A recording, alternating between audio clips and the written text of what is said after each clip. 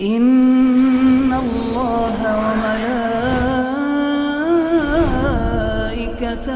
يصلون على النبي بسم اللہ الرحمن الرحیم۔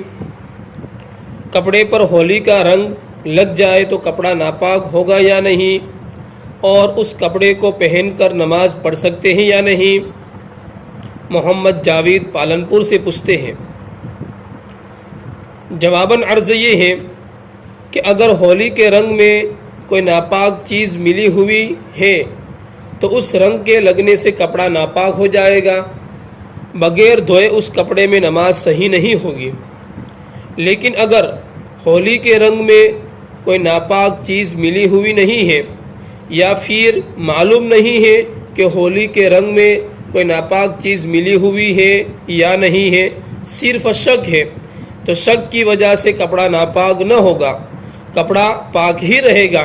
لیکن بہتر اور احتیاط یہ ہے کہ کپڑا دھو کر نماز پڑھی جائے۔ واللہ اعلم بالصواب۔